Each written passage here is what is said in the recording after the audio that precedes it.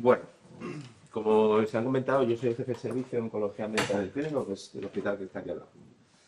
Y, y montamos la primera unidad que hubo de consejo genético y cáncer familiar en España. Nosotros llevamos ya desde el año 2001 haciendo asesoramiento genético. Entonces, ¿por qué os cuento esto? Porque esto no es una cosa que se ha inventado ahora, sino que llevamos casi un cuarto de siglo haciendo asesoramiento genético. ¿Por qué lo digo? Pues lo digo porque... Hola. Lo digo porque, a pesar de que llevamos un cuarto de siglo haciendo asesoramiento genético, todavía hay mucha gente que desconoce qué es esto o que no se remiten a los pacientes y a las familias a unidades de este tipo. Es una cosa un poco extraña, pero es así. Bueno, en casi todas las enfermedades la parte de predisposición familiar todavía está muy por trabajar, ¿eh? O sea que no solo tema oncológico, sino también el tema cardiológico, endocrinopatías, todo este tema, ¿no? Y ya sabéis que en los últimos años se le ha estado dando mucha importancia a todo el tema de las enfermedades raras, enfermedades huérfanas. Bueno, pues entraría dentro de un poco de esto. Tened en cuenta, como veremos ahora, que cáncer hereditario es un 5% de todos los cánceres. Entonces eso, lógicamente, hace que sea no un volumen pequeño, porque ya sabéis que el número de casos de cáncer que tenemos en España, por ejemplo, estamos en los 200 y pico mil, casi 250.000 casos nuevos al año. Por tanto, un 5% es un número de miles de personas que deberían ser remitidas a unidades de consejo genético. O sea, que no estamos hablando de ninguna tontería.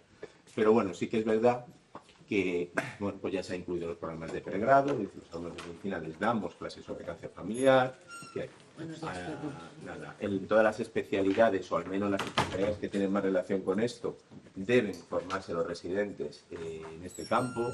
¿Qué tal? Entonces, desde ese punto de vista es algo que se está trabajando.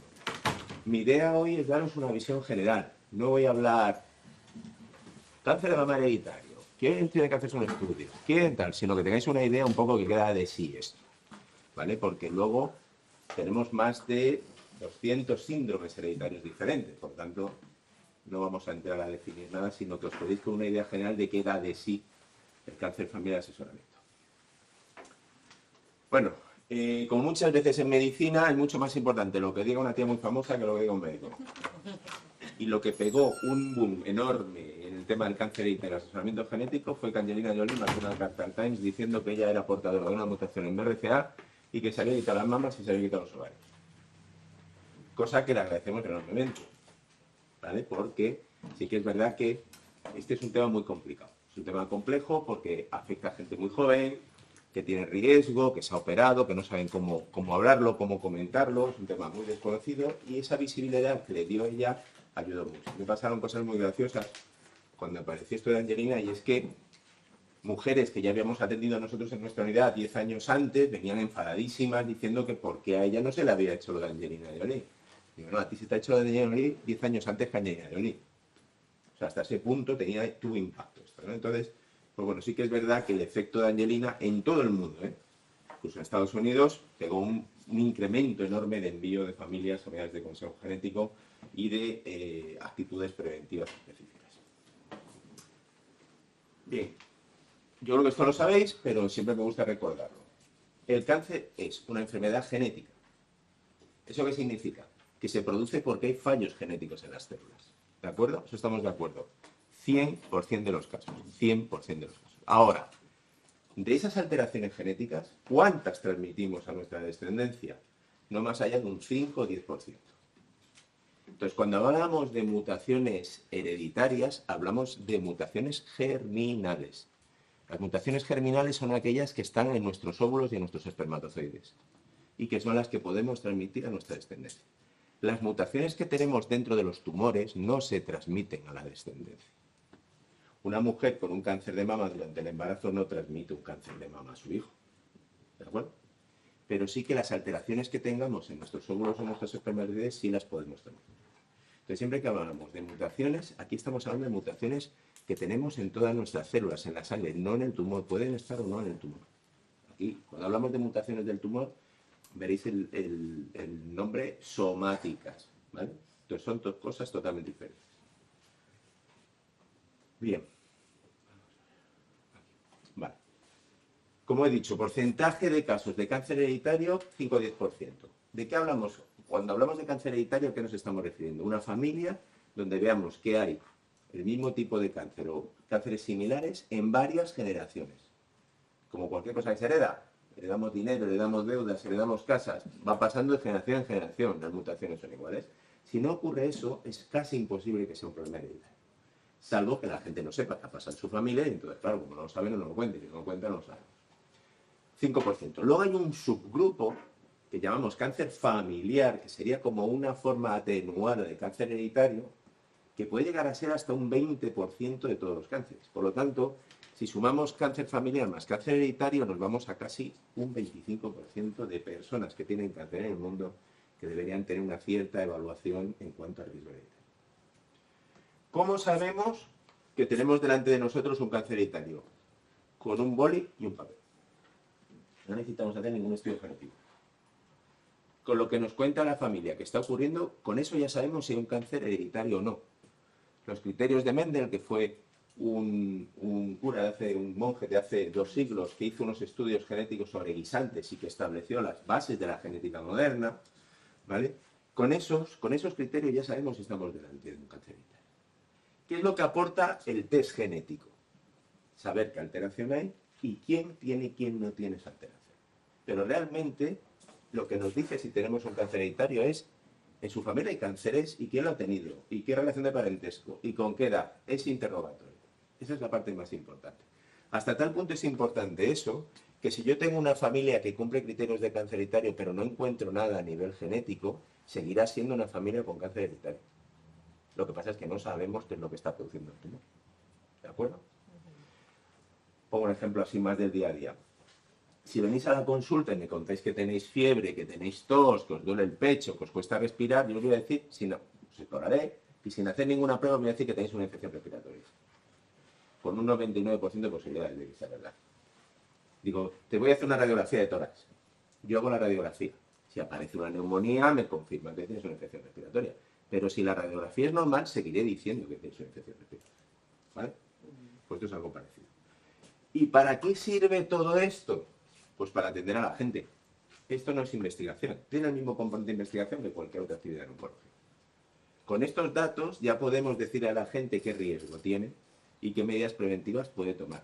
Pero también cada vez más estos estudios nos ayudan a seleccionar tratamientos para pacientes oncológicos. Y pacientes oncológicos con alteraciones genéticas hereditarias nos ayudan a definir qué tratamiento puede ser el mejor para ellos. O sea que tiene dos funciones, preventiva y terapéutica. ¿Vale? Cada vez la terapéutica cogiendo más peso. Esto es lo que hemos hablado un poco al principio, ¿no? La incidencia de cáncer, ya sabéis que la incidencia en el mundo crece y crece y crece, ¿vale? Se calcula que para dentro de 15 años, más o menos, vamos a tener un 40% más de casos de cáncer. Esa es la mala noticia. La buena noticia es que cada vez se cura más gente, pero la realidad es que tenemos cada vez más cáncer, ¿no? Sobre todo los hombres un poquito más disparado que las mujeres. Si por lo tanto estamos hablando que entre un 5 y un 10% de esos cánceres van a ser hereditarios, pues cuanto más cánceres haya, más cánceres hereditarios van a tener. ¿Vale? Criterios de sospecha. Fijaros, esta es la pregunta que le pongo todos los años a los alumnos de medicina. Siempre, cuando vean lo mismo la especialidad que vayan a hacer, tienen que saber identificar eso. Estén donde estén. ¿Cuándo sospechamos que tenemos delante de nosotros en la consulta una persona que tiene un posible cáncer hereditario? Primero, que haya alta incidencia de cáncer en la familia.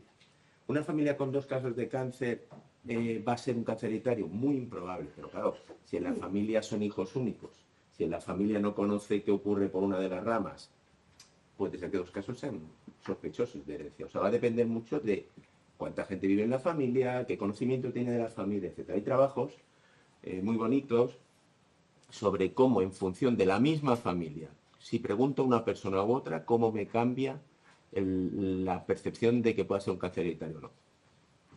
Entonces el problema es que nos fiamos de lo que nos dicen los pacientes. Y lo que nos dicen los pacientes es lo que ellos saben. Pero si se murió alguien con 35 años porque le dio un infarto y tenía un cáncer, no lo sabe. O si no se habla con la familia paterna, no sabe si hay cáncer ahí. Entonces siempre estamos con un grado de información muy bajo. Por lo tanto, que haya alta incidencia de cáncer en la familia es muy importante. ¿Hay situaciones en las que un único cáncer en la familia nos puede orientar a que pueda haber un problema hereditario? Sí. Por ejemplo, hay un tumor que es el retinoblastoma, que es rarísimo, que los niños nacen con un tumor en el ojo, que en el 50%, aunque no haya nadie más en la familia, puede ser hereditario. El cáncer medular de tiroides, ¿vale? Es un cáncer especial de tiroides raro, 25-50% de esos casos, aunque sea el único de la familia, puede ser hereditario, ¿vale? Pero lo normal es que haya 2, 3, 4 personas como mínimo con cáncer. Siguiente tema importante, como he dicho, que afecta a varias generaciones, que haya efecto de transmisión vertical. 2 hermanas con cáncer de mama y en la familia no hay nadie más, ¿no es un caso hereditario? No, explicaríamos lo primero que hemos hablado, ¿vale? ¿Qué información tenemos de la familia? ¿Cuántos hay? 2 hermanas con 40 años, pues hereditario, pues probablemente sea hereditario, porque es raro que 2 mujeres tan jóvenes, con un parentesco entre ellas, lo tengan. Pero 2 hermanas de 70 años tienen cáncer de mama, esos hereditarios, poco probable, ¿vale? Que la edad de diagnóstico de alguno de los cánceres esté por debajo de la edad habitual. Si tengo una mujer que tiene cáncer de mama con 25 años, eso es raro. Y puede ser porque ha nacido con una alteración genética y ha desarrollado el tumor mucho antes de lo que le tocaría. Ahora, si yo tengo un sobrino que ha tenido un cáncer de una leucemia, un tumor cerebral con 3 años, ¿eso es raro? No, es que los niños que tienen cáncer los tienen con esas edades y ese tipo de tumores. Entonces siempre es que la edad sea más joven de lo que en teoría sería para ese tumor. No que haya casos muy jóvenes en la familia, ¿vale? Luego, que haya cánceres bilaterales sincrónicos o metacrónicos, es decir, si tiene un cáncer de mama bilateral a la vez, o uno ahora y otro dentro de 5 años, esos son los signos de sospecha de que esa persona puede tener algo genético que le predispone a tener cáncer. O gente que tiene, por ejemplo, cáncer de colon no tenemos 2 colon, tenemos un único colon, pero si tiene varios focos de colon, de cáncer de colon en el colon, no que tenga metástasis, sino que tengan varios en el colon, también nos puede hacer sospechar que puede haber una predisposición en esa persona, ¿vale? Y luego a veces cuadros sindrómicos muy concretos, por ejemplo, que tengan los dientes de una forma concreta, que las orejas estén de una manera, que tenga unas manchas peculiares. Es decir, a veces nos mandan familias, el dermatólogo, el internista, porque ha visto que tiene tal perfil y que puede ser un síndrome X, que entre otras cosas puede aumentar el riesgo de cáncer, ¿no? Hace poco vi una chica que tiene un síndrome de Werner, que es un síndrome de envejecimiento prematuro. La habían visto los genetistas, ¿vale? Y venía de medicina interna porque tenía un cuadro de progeria, de envejecimiento prematuro. Y me la mandaron a la consulta porque esas familias pueden tener más riesgo de melanomas y de sarcomas. ¿Vale? O sea que no solo se les manda porque haya gran cantidad de cánceres, sino porque hay un cuadro sindrómico que indica que además de otros problemas podría tener un mayor riesgo de cáncer. Esto lo tiene que saber cualquier médico, porque eso le ayudará a saber si lo tiene que mandar a un sitio o no. Esto es tan esencial como auscultar a una persona que tenga un soplo y decirle, pues le manda usted al cardiólogo porque hay que hacer una serie de pruebas. ¿De acuerdo? Es igual.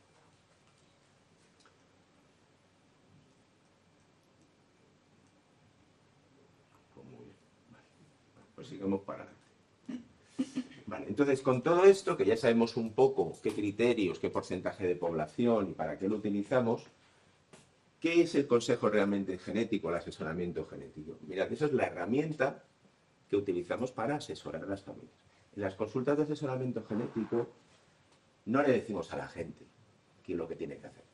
Le decimos qué riesgo tiene, qué opciones hay y le ayudaremos en lo que podamos a tomar una medida.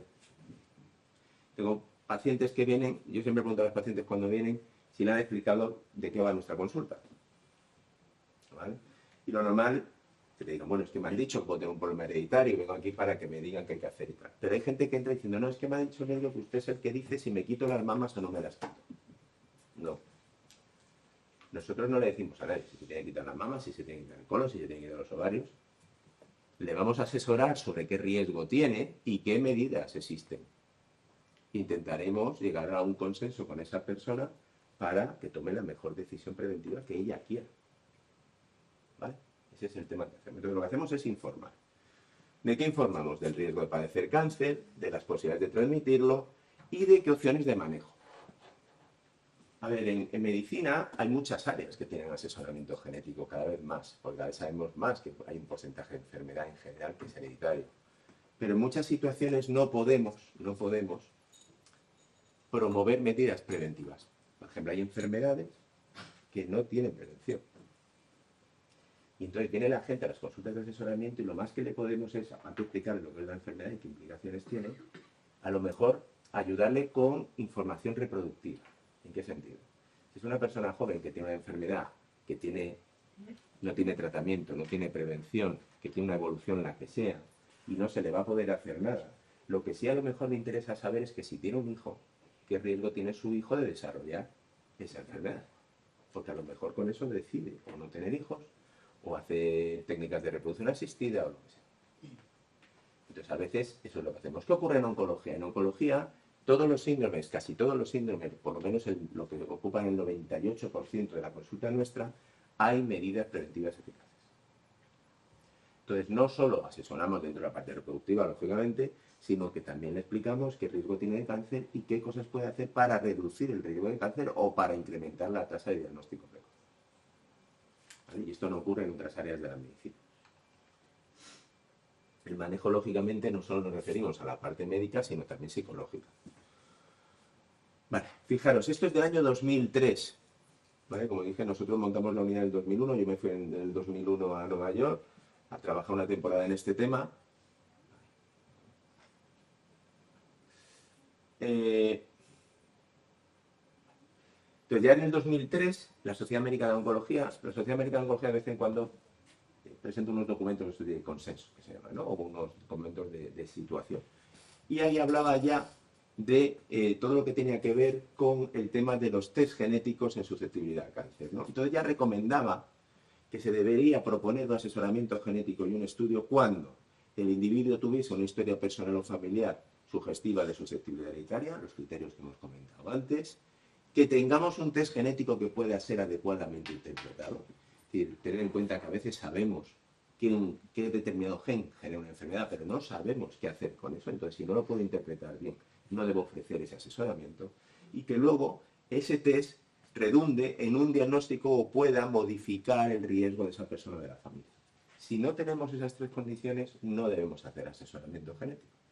Podremos decir a la gente que tiene un entorno familiar X que si quiere participar en un proyecto de investigación o lo que sea, pero no podemos decirle a esa persona que le vamos a hacer un estudio para evitar que tenga un cáncer cuando no sabemos ni siquiera qué edad de sí ese gen, por ejemplo. ¿Vale? Y luego, lo que es muy importante, los estudios genéticos solo se deben hacer si hay una persona que le vaya a asesorar correctamente antes y correctamente después. No se puede coger uno y hacerse un estudio genético. Esto está ocurriendo con relativa frecuencia. Me meto en internet, me encuentro en un laboratorio, me mandan un kit a casa, me echo un salivazo en un tubo, lo mando a un laboratorio, me devuelven un informe de 300 hojas, que no entiendo ni el 1% de lo que me están poniendo, y al final me encuentro una conclusión de que usted tiene una alteración en el gen H324M2 y que eso le confiere a usted un aumento del riesgo de cáncer tal cual. ¿Vale? Y ya lo chocamos con el tema de la independencia, de que cada uno hace lo que quiere y tal. La realidad es que esa persona luego con eso ya no sabe qué hacer, se va buscando como loco un médico que la asesore, no somos tantos los que nos dedicamos a esto y se convierte todo esto en un drama. ¿De acuerdo? Entonces es muy importante que siempre que se hagan estudios genéticos se le explique a la gente antes de hacer el estudio qué implicaciones tiene y por supuesto que se le asegure que cuando tenga el resultado se le va a poder asesorar con ese resultado. ¿Vale? Vale. Si yo estuviese en una tienda que vende consejo genético y quisiera convencer a la gente de por qué se debe hacer un estudio genético, le podría proponer todas estas razones por las cuales puede ser útil hacerse un estudio genético. Primero, ya lo hemos hablado, ¿qué riesgo? Evaluar el riesgo de padecer cáncer. Pues mire ustedes, que si yo hago el estudio, puedo saber si da positivo, qué riesgo tiene usted de desarrollar un determinado cáncer. En gente que ya ha tenido cáncer, que eso es una cosa que suele ocurrir, dice, bueno, a mí ya me da lo mismo porque yo ya lo he tenido. No, es que si usted tiene una alteración puede tener otro cáncer. Y hombre, se ha curado de uno, sería una triste gracia que sabiendo que usted tiene más riesgo, no evitemos otro. Por ejemplo, mutaciones que aumentan el riesgo de cáncer de mama y ovario. Y una mujer se da, en este caso, cáncer de mama y se ha curado.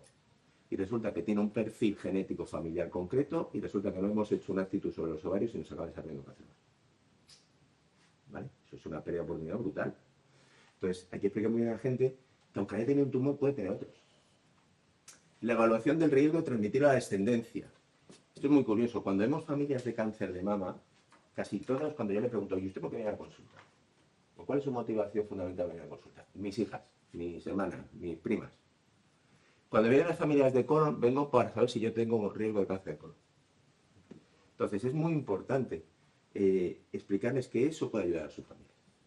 Incluso cuando nos dicen, mire, yo no sé si hacerme el estudio, Pues mire, a mi madre le ocurrió, a mi hermana le ha ocurrido, a mi tía le ha ocurrido y se han muerto y no les ha hecho nada ya, pero es que no tuvieron la opción de hacer eso. Si identificamos que usted en su familia lo tiene, a lo mejor le va a salvar la vida a sus hijas.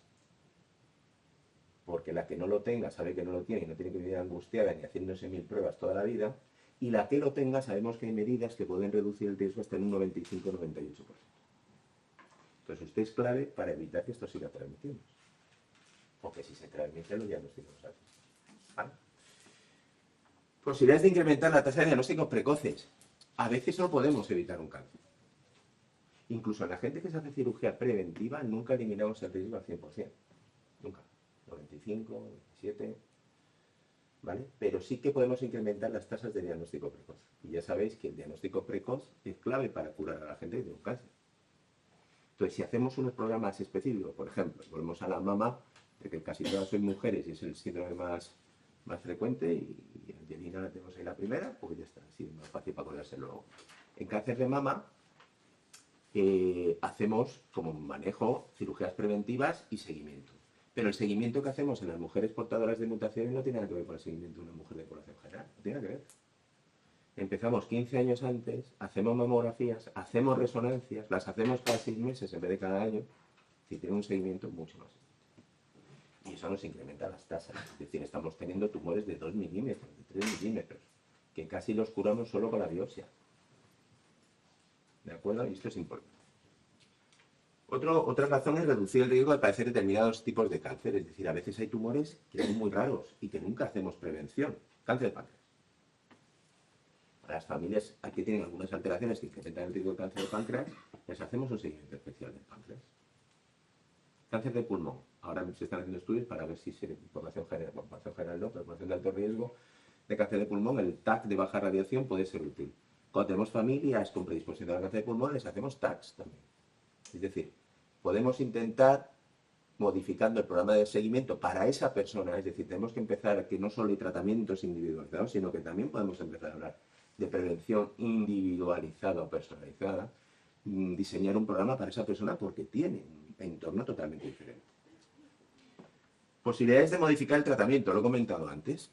Cada día más en nuestra consulta nos llaman nuestros compañeros que llevan otras áreas dentro de la oncología y nos dicen, oye, mira Pedro, tengo una señora que tiene un cáncer de ovario avanzado y necesito hacer un estudio genético porque si tiene una alteración le voy a poner tal medicamento. Que hay medicamentos específicos para determinadas alteraciones genéticas. Entonces, eso cada vez lo estamos viendo más. O gente, yo no sé si esto lo conocéis, a veces en los tumores hacemos secuenciación, hacemos un análisis genómico completo del tumor para ver si tiene determinadas alteraciones que nos permitan indicar un medicamento concreto. Vale. Eso se hace para tratamiento, pero a veces nos encontramos una alteración en el tumor que también puede tener implicaciones hereditarias. ¿Vale? Una mutación en el gen BRCA en el tumor puede ser también en la sangre. Entonces nos mandan a la persona que han identificado por otro tema porque a lo mejor tiene un problema hereditario. ¿Vale? O sea que eso está teniendo también mucho impacto. Y el último punto que es muy importante y es que al tener un grupo tan específico de pacientes, cáncer hereditario, alteraciones genéticas concretas, un comportamiento concreto, lo que encontramos ahí a nivel molecular luego lo podemos trasladar a la población general. Y que aquellas personas de población general, aunque no tengan carga familiar, pero que tengan esas alteraciones, sabemos cómo hay que manejarlas porque hemos aprendido de las familias con cáncer. O sea, todas estas cosas son las utilidades de hacer un estudio genético y un asesoramiento. Vale. Ahora me gustaría un poco hablaros del futuro. Es decir, del presente y futuro, porque algunas cosas ya se están haciendo, pero ¿hacia dónde vamos? Es decir, todo este tema del asesoramiento genético, ¿hacia dónde está evolucionando y dónde creemos que debería ir en los próximos años? ¿No? Tenemos unos aspectos que van con la prevención, otros con el cribado poblacional. Es decir, llegará un día que hagamos a toda la gente un estudio de este tipo, igual que le hacemos a los niños la famosa prueba del talón, para ver si van a tener sordera congénita, si tienen trastornos metabólicos. Es decir, nos harán dentro de un tiempo a todos un pinchacito en nacer, nos dirán qué riesgo tenemos de cosas para fomentar unos hábitos de vida concretos, empezar con las revisiones cuando toque, etcétera, etcétera.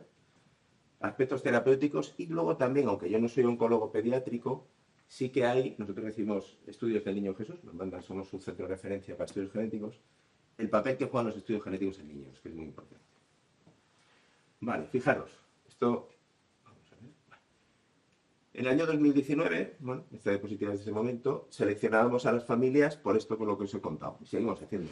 ¿Vale? Es decir, la idea ahora mismo es qué carga familiar tenemos y con eso indicamos estudios. ¿Vale? ¿Cuál es el planteamiento que tenemos ahora mismo? Ahora mismo es que me tiene que dar lo mismo y cada vez los criterios se van ampliando más y ya hay situaciones en las que se le está haciendo estudio genético en función del tipo de tumor, por ejemplo, cáncer de colon.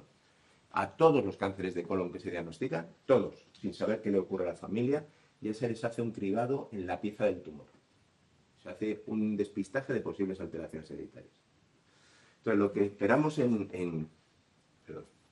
lo que esperamos ahora es que no tengamos, bueno, que recogeremos la historia, sí, porque nos importará lo que está pasando, pero que realmente me dará lo mismo. Y que a todas las personas las seleccionemos para hacer estudios genéticos no porque tengan carga familiar, sino porque todo el mundo se le va a tener que hacer. Porque vuelvo a decir lo mismo que os he comentado antes. ¿En qué nos basamos para definir a quién hacemos un estudio genético? A lo que nos cuenta verbalmente una persona. Y eso muchas veces tiene que ver con la realidad. Entonces es un método muy burdo de selección de personas. Luego veremos un caso que ha pasado en Israel al respecto. Vale. Otro tema que es muy importante es si podemos cortar la transmisión de esto. ¿Vale? Ya en España, en muchos países se hace, está autorizado selección de embriones en familias portadoras. Es decir, muchas veces vienen a vernos chicas jóvenes, quieren tener hijos y son portadoras de una alteración genética. Y quieren saber si pueden tener hijos que no tengan alteración genética. Y pueden hacerlo. ¿Vale? Es decir, existe la posibilidad en nuestro país y muchos en el cual las personas que tienen mutaciones, mediante una técnica que se llama de diagnóstico preimplantacional, es decir, no modificamos el embrión, no arreglamos el gen, pero sí que seleccionamos el embrión que no tiene la mutación. El proceso es sencillo. Se cogen los óvulos, se cogen los espermatozoides, se hace una fecundación in vitro, ¿vale? En un tubito, y ese embrión, cuando es una situación de preembrión, que es eso que habréis visto en la tela ahí como una mora, ¿no? Se pinchan esas células, se saca un poquito de material genético, se analiza y se mira si tiene la misma alteración que tenía la madre o que tenía el padre. Si no la tiene, se implanta el embrión en la mujer y sigue un embarazo normal. Si la tiene, no se implanta y se desecha el embrión. ¿Vale? Esto se hace ya desde hace mucho tiempo para otros procesos. Esto es complicado, requiere tiempo, hay que hacer muchas pruebas antes. A veces no es fácil implantar luego y que el embrión tire para adelante. Esto luego tiene su historia. La media más o menos desde que una persona quiere empezar este proceso hasta que consiga desembarazar, pues hasta de 2 años. Pero incluso haciendo eso, hay un 20% de casos en los cuales, aunque el preembrión era negativo, cuando nace el niño se le repite el estudio y es positivo. O sea, era un falso negativo inicial. Entonces, lo que siempre se hace es, antes de la fecha de aborto terapéutico, se hace una amniocentesis, se le saca un poquito de líquido a la madre de la barriga, se analiza otra vez en las celulitas que el bebé está soltando el líquido de la madre, se analiza en esas células la alteración genética y se ve que hasta en un 20% sí hay mutación. ¿Por qué se hace en ese momento? Porque si la mujer quiere abortar, todavía está en edad, en el momento legal para poder abortar. ¿Vale? En España ya han nacido muchos niños con esto, bueno, muchos, a lo que es el tema. Pero tenemos bastantes niños y niñas que han nacido con este tipo de técnicas de familias, sobre todo BRCA, ¿vale? Pero hay síndromes, por ejemplo, hay un síndrome que es el síndrome de Li-Fraumeni, que es un síndrome muy raro, tiene una mutación en un gen que se llama P53, donde el 50% de las personas que tienen esa alteración van a tener algún tipo de tumor. Y de esos, algunos son tumores muy agresivos, tumores cerebrales, carcinomas, muy agresivos, con una alta mortalidad. Entonces, uno de los síndromes donde más se hace esto, por ejemplo, es el linfoma. ¿Vale? Como nazca el niño con eso, lo más probable que fallezca antes de los 40 50 años. Pero bueno, todo esto se está haciendo y en España se puede hacer. Es complicado, pero se puede hacer. Pero estamos dando un paso más. Ya no solo desde el punto de vista reproductivo nos estamos planteando seleccionar embriones y ahora lo que queremos hacer es arreglarlos. Si yo tengo una alteración genética y quiero cortar la transmisión a partir de ahora y que nadie más de mi dinastía tenga esto. Entonces ya hay estudios que están intentando arreglar esos fallos genéticos. Ya tenemos algunos cuadros, por ejemplo, de enfermedades monogénicas, y aquí os hago un paréntesis. A ver, para poder evitar una enfermedad que tiene una causa genética, tiene que ser una enfermedad que tenga una causa genética única. Es decir, si arreglo este fallo, arreglo la enfermedad. Si es una enfermedad multigénica, que son varios factores los que afectan, si arreglo uno, me quedan los demás. Podré reducir las posibilidades, pero no lo voy a evitar. Hay una enfermedad, por ejemplo, que igual os suena, que es los niños burbuja. Estos niños que tienen una inmunodeficiencia muy severa y no pueden salir de un entorno que les proteja de coger infecciones porque se mueren. Ya hoy en día, como sabemos qué gen es el que produce ese problema, ya hoy en día esos niños se arregla ese gen para que no tengan infecciones. Bueno, pues esa misma técnica se está intentando utilizar para que familias con alteraciones genéticas de predisposición a cáncer podamos arreglar el gen sin necesidad de tener que hacer selecciones médicas, sino que lo arreglemos y ya está. ¿Vale? Esto ya digo que es una cosa que está ahora en desarrollo y varios estudios que lo están intentando. Vale. Mirad, esta señora, bueno, este es Obama, ¿vale? Yo creo que sí sabéis quién es. La señora es Mary Claire King. Mary Claire King es la persona que más sabe de los genes de RCA en el mundo. Fue la que los clonó, los genes, los descubrió. Vale, esta señora, que bueno, Premio Nacional de Ciencias en Estados Unidos, hizo un estudio en Israel. ¿Por qué en Israel? Fijaros, algunas alteraciones genéticas son muy específicas de una determinada poblaciones. Porque son poblaciones muy endogámicas, y entonces cuando alguien desarrolla una mutación, como se casan entre ellos, la alteración se perpetúa en ese entorno. ¿Vale? ¿Hay alguien aquí de Murcia? ¿Sí? Vale, en Murcia hay un valle que es el Valle del Ricote. Valle del Ricote, cuando los reyes católicos expulsan a los judíos y a los moros de España, ahí se esconden unos cuantos judíos. Yo no conozco Valle del Ricote, no sé cómo es orográficamente, pero ahí se escondieron y no los encontraban. Y no pueden salir de ese valle, porque si salían los trincaban. Y entonces se perpetuaron entre ellos. Y al perpetuarse entre ellos, algunas alteraciones genéticas se han perpetuado. Y es un entorno increíble para estudiar enfermedades hereditarias. De muchas enfermedades hereditarias. Ahora ya salen allí, lógicamente, ya no los persigue nadie. Pero allá se han quedado con la transmisión de esa enfermedad. Y yo he ido a tesis allá a los tribunales de estudios de enfermedades hereditarias que solo se dan allí. ¿Vale? Entonces, esta mujer hizo un estudio de población judía porque los judíos, hay un grupo de judíos que no son los sefarditas, que eran los que había en España, sino unos que se llaman askenazis, que son del centro de Europa, que, pues, ¿sabes? Con el tema de los nazis y las persecuciones que han sufrido, son un grupo muy endogámico. Esta gente viajó a Estados Unidos, montaron colonias allí, y los americanos han trabajado mucho esta población porque ahí se encontraron los primeros genes de RCA. Empezaron a ver que había familias con gran cantidad de cáncer de mama, de cáncer de ovario, recopilaron muestras de todas esas familias, hicieron un mapeo genético completo y encontraron que un porcentaje alto de esas familias que tenían cáncer tenían una alteración en una zona concreta genética. Y al ir analizando qué había ahí en esa zona genética, encontraron que había genes que tenían que ver con el desarrollo mamario y el desarrollo ovárico. Y luego ya con eso fueron modificando ratones y vieron que efectivamente cuando fallaban esos genes, los ratones tenían cáncer. Y con eso, de ahí sacaron qué genes son los que se asocian al riesgo del cáncer. Vale. Pues esta mujer hizo un estudio en Israel, porque Israel, los judíos, tienen, para que os hagáis una idea, una enfermedad hereditaria en población general, el porcentaje de población que tiene esas alteraciones es del 0,001. Una de 1000, de todos nosotros, si fuésemos 1000 personas aquí, una tendría una alteración genética. Vamos a ver si... En la población judía, el 2% de la población judía tiene alteraciones en los genes de RCA. Es una brutalidad. Vale, muchísima gente. Y además, de ese 2% que tiene mutaciones, el 90% tiene una de 4 mutaciones. Todo el mundo tiene las mismas mutaciones. Por eso que hablamos. La endogamia se le mantiene y no cambia. Entonces esta mujer hizo un estudio, y es que anunció en los periódicos que quien quisiera hacerse un estudio de esas 4 mutaciones, que se lo hacían gratis. Fuese hombre, fuese mujer, tuviese antecedentes, no tuviese antecedentes, lo que quisiera. Y se presentó a la gente, hizo el estudio. Y en ese estudio encontré una cosa, aparte de lo que encontrase, pero que es el motivo por el que lo traigo aquí, encontré una cosa muy curiosa, y es que cuando analizaron qué gente había dado positiva, y luego hablaron con ellos, vieron que la mitad de los que habían dado positivo no tenían antecedentes oncológicos de cáncer de mama y de cáncer de ovario. La mitad.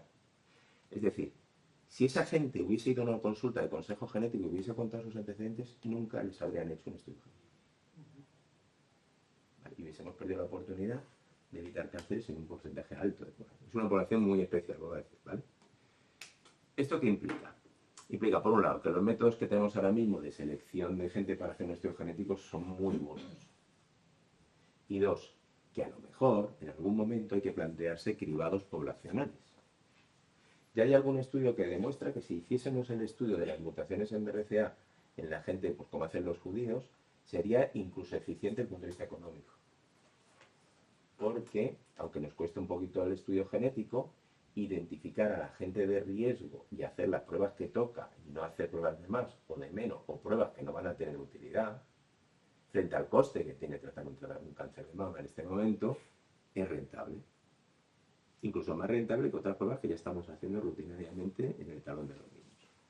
¿Vale? Por lo tanto, es probable que dentro de unos años, no sé si 1 o 100, pero que se incluyan estudios de este tipo. Y no solo para cáncer, para cardiopatías, para diabetes, para Alzheimer, cuando tengamos estudios genéticos de Alzheimer, con la intención de identificar si gente tiene riesgo para iniciar medidas preventivas precoces. Por lo tanto, en Israel, a todas las chicas judías, a partir de los 20 años, les hacen este estudio. Y la que da positiva, la seguimiento, y la que da negativa, por la población. ¿Vale? Eso es muy importante. ¿En España se podría hacer? Complicado. Complicado porque somos muy heterogéneos. Es decir, la clave de esto es que, como la mayoría tienen esas 4 mutaciones, se ha hecho un test como el test del embarazo.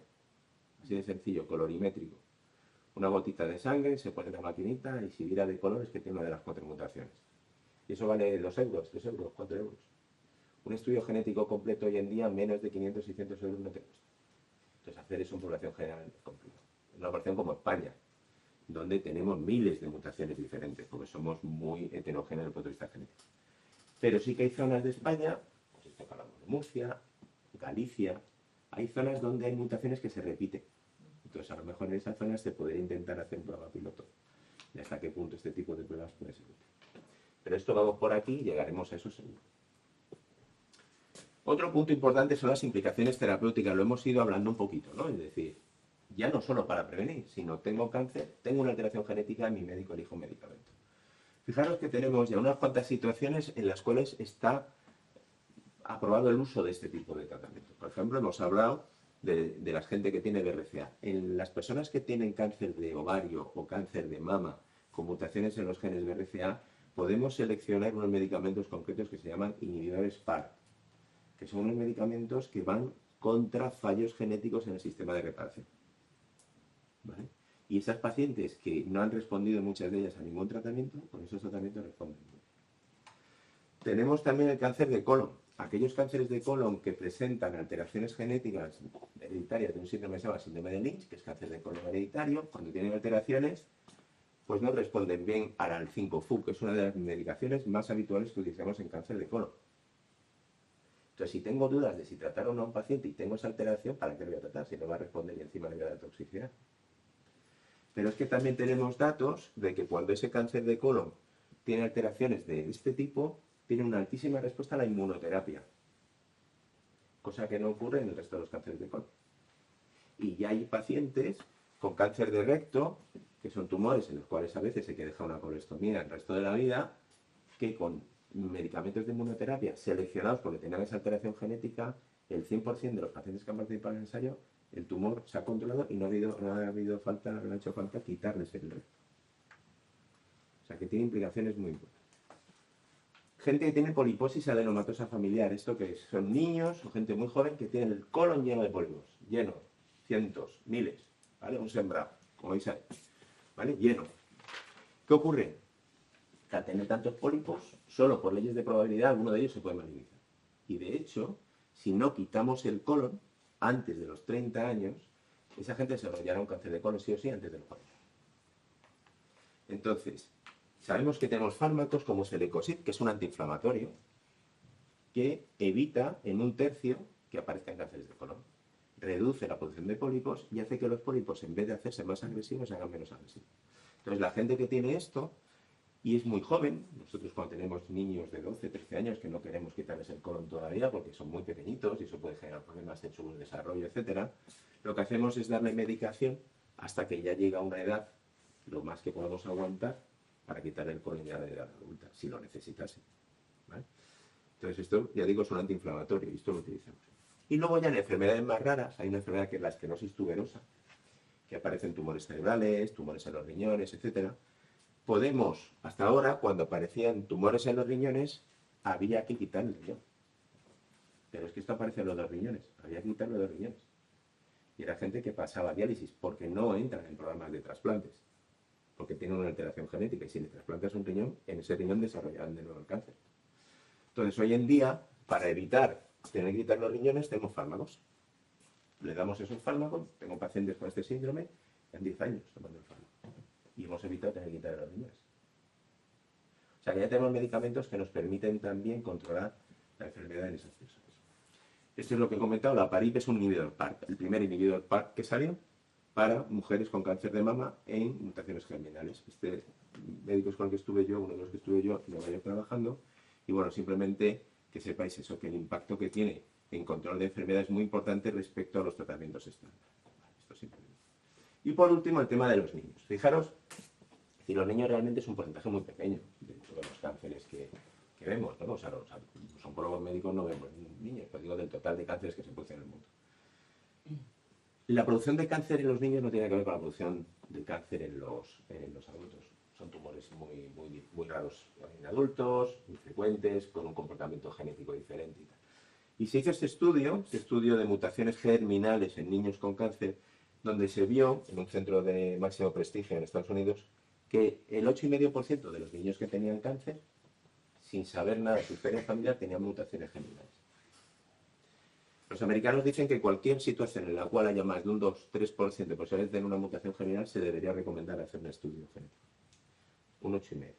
Y entonces, ellos aquí, bueno, hablan de qué genes se encuentran que el gen más habitualmente afectado es ese, que es P53, que en síndrome de adultos es muy raro. Fijaros la diferencia tan grande en comparación con el resto de genes que se encuentran alterados, que aparecen todos los tumores, fundamentalmente en niños que tienen tumores de glándula suprarrenal. ¿Y esto qué implicaciones tiene? Tiene muchísimas implicaciones. Tiene implicaciones para los niños, por un lado, para poder seleccionar medicamentos. Tiene implicaciones para que los niños participen en ensayos clínicos. Tiene implicaciones para el pronóstico, pero tiene una implicación que quizás es la más importante hoy en día, y es para los padres. El padre que tiene, la madre que tiene un hijo con cáncer, su siguiente pregunta es: ¿y mis otros hijos tienen este riesgo? ¿Y si tengo otro hijo, mi hijo puede tener un cáncer? ¿Vale? Entonces, el poder asesorar a las familias de si su hijo tiene una alteración genética que pueden tener ellos y que eso puede generar que si tienen otro hijo, ese otro hijo también pueda tener riesgo de desarrollar un cáncer, permite entrar en esa parte ya de reproducción que hemos comentado para que tomen decisiones de todo tipo. ¿Vale? Entonces, en niños es muy importante, y todos los niños, en teoría, si tienen un cáncer, deberían hacerse un estudio genético. ¿Qué cuestiones pendientes nos quedan? Pues sobre todo nos quedan cuestiones pendientes legales, nos quedan, bueno, por supuesto científicas, porque queda mucho por conocer, pero luego hay otro entorno que es muy importante, y es todo lo que tiene que ver con problemas asistenciales, con problemas administrativos, con problemas ético-legales. ¿Vale? Primero, la accesibilidad, hemos comentado al principio. Todavía se calcula que ahora mismo solo están acudiendo a unidades de este tipo entre 1/3 y la mitad de los pacientes o familias que se deberían mandar. En unos sitios porque no hay, en otros sitios porque la lista de espera es muy grande, en otros sitios porque el médico que nos está atendiendo no conoce este tema, es decir, hay muchas causas. Pero esto es un problema grave. Tenemos que informar a la población. Yo recuerdo una etapa de mi vida que estuve de secretario científico de la Sociedad de Oncología, hicimos una encuesta en la calle para la población general, cuáles eran los factores de riesgo que consideraban más importantes para desarrollar un cáncer. Y el porcentaje altísimo fue tabaco y carga familiar. O sea, la gente sabe que la carga familiar es un factor de riesgo. ¿Vale? Entonces, tenemos que trabajar esto más para informar a la gente de qué criterios y tal, y que acudan a su médico y que les digan que tienen eso en su familia, ¿no? Por supuesto que la formación a profesionales. Yo recuerdo cuando empecé a trabajar en esto, ya digo, año 2001 tal, y tenía que dar conferencias, había compañeros que decían que esto era una locura, que cómo nos metíamos en este tema, que esto era asustar a la gente. Hoy en día, en ningún sitio normal donde haya asistencia sanitaria, nadie se plantea no hacer este tipo de cosas. ¿Vale? Y formamos mucho a los profesionales, tenemos cursos, tenemos webinars, tenemos libros, es obligatorio el plan de ordenación de la especialidad, el programa formativo de los oncólogos. Es obligatorio que los residentes roten por unidades de consejo genético. En las clases de la facultad les damos a los alumnos clases sobre consejo genético. O sea que este es un tema que ya vamos incorporando. Luego, temas de eficiencia sanitaria. realmente, ¿qué tengo que hacer con una persona que tiene una mutación? Y hasta qué punto eso es sostenible por el sistema. Ya también hay algunos trabajos que dicen que si hacemos lo correcto con las personas correctas, incluso es eficiente desde el punto de vista económico. Y bueno, es que una resonancia magnética de mama vale mucho dinero en comparación con una mamografía, ya. Pero ¿cuánto te cuesta no diagnosticar un cáncer de mama o diagnosticar un cáncer de mama tardío porque no le has hecho la resonancia? Entonces, hay algunos trabajos ya que demuestran que si hacemos bien el asesoramiento, además es sostenible por el sistema. Seguridad social frente a aseguradoras privadas. Casi ninguna aseguradora privada cubre los test genéticos. Entonces, ¿por qué una persona que tiene un proceso conocido, que hay unas pruebas que hay que hacer, no se lo cubre? Esto es un tema que todavía no se ha modificado y alguna compañía empieza a hacer algún estudio genético limitado. Pero la mayoría de las personas que tienen un seguro privado tienen que pagarse el estudio. Esto no es lógico. Luego, temas que tienen que ver con la discriminación. ¿En qué sentido? En España, que yo conozca, no ha habido ninguna, pero en Estados Unidos ya ha habido algunas situaciones en las cuales a alguien que tiene una alteración genética se le ha discriminado en su trabajo. O se le ha discriminado porque el seguro X que quiere hacer no le quiere asegurar porque tiene una alteración genética y eso va a conllevar pagar muchas pruebas con ese seguro que está contratado. ¿Vale? Esto es importante. Entonces, este es un tema que normalmente lo gana siempre el demandante. Pero bueno, que es otro tema, el tema de discriminar a la gente por su situación. Sabéis que en España no tenemos que tener una ley, tienes una constitución que dice que a nadie se le puede discriminar por problemas de salud, entre otras cosas. Por lo tanto, no tiene que legislarse nada. O sea, la constitución, que es la carta magna en cuanto a derechos de la población, ya dice que no se puede discriminar a la gente. Por lo tanto, usted a mí no me puede cobrar 10 veces más en una policía porque tengo una alteración genética. ¿Vale? Entonces, esto es importante. Hay muchísimas otras cuestiones que todavía tenemos que solucionar. ¿Cómo está la situación en España? Pues bueno, hay un mapa en la página de la Sociedad Española de Oncología Médica que hemos hecho entre la sección de cáncer familiar y la sección española de genética humana de todos los sitios donde hay unidades de consejo genético. Y qué hospital es y cómo contactar. Ahora mismo no hay ninguna comunidad en España que no tenga unidades de consejo genético. Pero sí es verdad que la accesibilidad a las unidades varía mucho. Incluso dentro de Madrid tenemos unidades con una lista de espera de 3 semanas y unidades con lista de espera de 1 año. Y unidades donde dan un resultado en 3 meses y unidades donde dan resultado en 1 año. Eso sí es verdad que hay una gran heterogeneidad. Pero sí que no debería haber ninguna diferencia para un señor de Extremadura, un señor de Aragón, un señor de Madrid, el tener un acceso a una unidad. Porque en todas las comunidades hay. ¿Vale?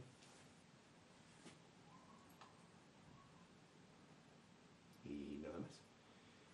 Y no sé si tienes alguna cuestión o alguna cosa, estaré encantado de contestar. Respecto a lo último que has dicho, que en todas las comunidades hay. Yo soy de Extremadura y en Extremadura lleva año y medio cerrada. No, no te lo digo yo, no. Digo yo porque conozco al que lleva la consulta y dónde está. Y no está cerrada. En Badajoz la lleva la doctora Rafael Macías. Y en Cáceres la lleva Andrés Santiago. Yo soy de Badajoz, del Hospital Grado. Y he estado hace poco con ella y me ha dicho que desde el verano del 2023 está cerrada, vale, porque no hay oncólogo. Perfecto, pues te tendrán que derivar a otra unidad. Vuelvo a decir lo mismo. Por eso he dicho que hay mucha diferencia dentro de las comunidades, pero las comunidades tienen que dar cobertura a eso. Es decir, si tú te tienes que operar de algo y en tu hospital no hay esa técnica, no te derivan a otro hospital. Si en tu hospital no hay eso porque lo han cerrado, aparte de solucionar o no solucionarlo, que ya no voy a entrar en eso, debería solucionar, te tendrá que derivar a un sitio para que te lo haga. Si en tu propia comunidad encima hay otro hospital que sí lo hace, y no te tienes que ir ni a otra comunidad. Yo recuerdo en su momento cuando Castilla y León no tenía, o Castilla-La Mancha no tenía unidades, nos los derivaban a nosotros. Entonces, si no lo hay en Badajoz, pues digo, vale, pues derívame, en tu caso Cáceres, que además lo sé perfectamente. No, en mi caso personal lo tengo hecha de antes, pero quiero decir que como has dicho que funcionan en todas, en Badajoz. No, todas las, lo que no he dicho que funcione, he dicho que todas las comunidades tienen consultas. Pero también he dicho luego que el funcionamiento varía mucho de unas a otras. Entonces, si a ti en tu hospital tienen un problema con la unidad que sea, no hay, se ha puesto de baja y ya han cerrado, lo que sea, te tienen que derivar a otra unidad. Es así de sencillo. Y más cuando, a veces cuando tienes que derivarte a otra comunidad puede ser más complicado, ¿no? Porque hay que pagarlo y si no paga la comunidad de procedencia no te atienden. Pero es que teniendo otra unidad dentro de la comunidad es que es sencillísimo. Que en vez de verla en Badajoz la van a ver en Cáceres para este tema. No hay ninguna justificación para que no te vean. Perdona, yo tengo una consulta basiquísima porque es el título de esta conferencia, cáncer familiar y hereditario. A mí no me ha quedado claro qué diferencia hay. Vale, el cáncer hereditario son aquellas situaciones que se dan todo eso que hemos puesto en la diapositiva, es decir, que haya varios casos en la familia, que algunos sean más jóvenes de lo normal, que haya transmisión vertical. Eso es un cáncer hereditario. Cáncer familiar, tú imagínate una familia que tiene 2 hermanas con cáncer de mama, pero no tiene nadie por arriba, nadie por abajo. Eso es cuanto menos un poco llamativo, ¿no? O que tengas, ¿cómo decirte? Un único caso muy joven. Por lo que hemos comentado, porque claro, tú te fías de lo que te digan, a lo mejor el que te está contando la historia no conoce que hay otros casos. La diferencia, el punto de vista luego, es que en los cánceres hereditarios sí podemos ofrecer estudios genéticos y en el cáncer familiar no. No sabemos qué genes están incorporados. Ahora se está planteando la investigación en unos temas para que esas familias de cáncer familiar a lo mejor no tienen mutaciones en genes muy concretos, sino que tengan un montón de pequeñas alteraciones en distintas zonas del genoma. Entonces se están intentando sacar unas especies de paneles genéticos para esas familias que no acaban de cumplir los criterios de herencia, pero que estamos viendo que ahí pasa algo, para hacer ese estudio, porque puede ser que lo que tengan son pequeñas alteraciones, pero en muchas zonas. Pero eso todavía está un poco más días, pero yo creo que no tardará mucho en llegar, ¿vale? Por lo cual se está trabajando también mucho en no solo quedarnos con la información genética, sino meter otros datos, es decir, pues tus hábitos de vida, tu vida hormonal, el aspecto de tus mamas cuando te haces una mamografía, no es lo mismo una mama densa radiológicamente que una mama normal. Todo eso se está haciendo, intentando encontrar scores que permitan meter todo eso y poder hacer un cálculo del riesgo más exacto de esa persona, y no solo la carga familiar, por ejemplo. Porque claro, ahora mismo cuando tenemos alguna mutación que le decimos, pues mire usted tiene esta alteración genética y tiene un riesgo entre el 20 y el 70%. Bueno, ya, pero es que si usted me dice que estoy más cerca del 70, me quito las mamas. Y si estoy más cerca del 20, me hago mis revisiones y ya está. Pues es que no se lo podemos decir, porque no tenemos más datos.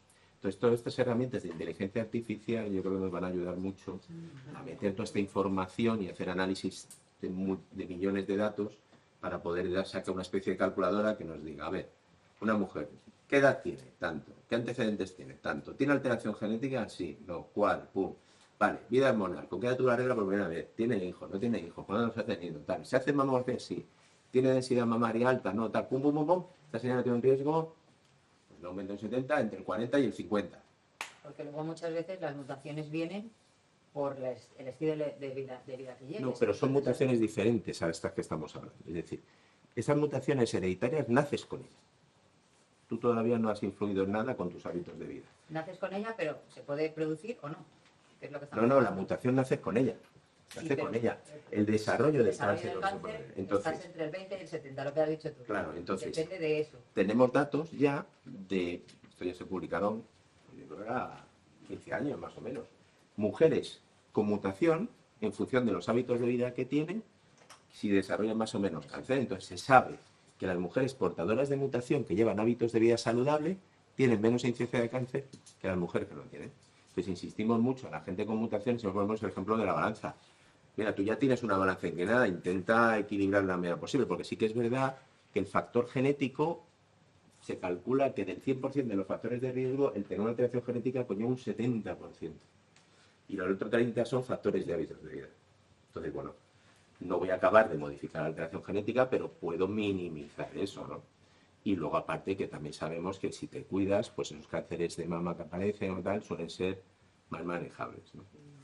Pero bueno, sí que es verdad que nacemos con la alteración, que hay gente que nace con la alteración y se morirá sin tener nunca cáncer, pero que si tienes otros factores de riesgo, eso es lo que llamamos en genética agentes modificadores. Es decir, vale, tú tienes una alteración, pero luego hay otros agentes que hacen que se exprese la enfermedad o no se exprese. Porque esto es muy importante, es decir, el hecho de tener una alteración genética no implica que se vaya a tener un cáncer. Implica que hay más riesgo, ¿vale? Salvo cuadros rarísimos que podemos ver uno al año, de gente con una alteración concreta que si la tienen, desarrolla un cáncer. Y sabemos antes de qué edad. Pero para los síndromes más habituales, mama, colon, etcétera, si se tiene alteración genética, lo que se hace es aumentar el riesgo. Ya está. Y no se aumenta el riesgo, es decir, no es que con la alteración ya se me aumenta, sino que se va aumentando paulatinamente. Una chica de 20 y tantos años con una mutación puede tener un riesgo del 20%, que es muchísimo en comparación con el resto de mujeres de su edad que no tienen alteración, pero según va cumpliendo años se nos puede ir hasta el 70%. ¿Vale? ¿Qué es lo que ocurre normalmente? Que nacemos de nuestros genes, tenemos dos copias, que se llaman alelos, una viene de padre y una viene de madre. Lo normal es que nazcamos con una alteración en una de ellas, pero la otra copia sigue funcionando. ¿Qué ocurre? Con el paso del tiempo, los hábitos de vida, todo eso, si la otra falla, es cuando desarrollamos el tumor. ¿Por qué aparecen los tumores hereditarios más jóvenes? Porque como ya nacemos con una copia mala, tardamos menos tiempo en que la otra falle. Si tuviese las dos bien, pues una acabaría fallando con 40 y la otra acabaría fallando con 60, 70. Y por eso desarrollamos los cánceres con 60, 70 años. Si tengo ya una alteración genética desde que nazco, pues en 20 y tantos, 30 años la otra acabará fallando. Y por eso aparecen antes los cánceres hereditarios. ¿Vale? ¿Más? Pues nada, espero que os haya sido útil.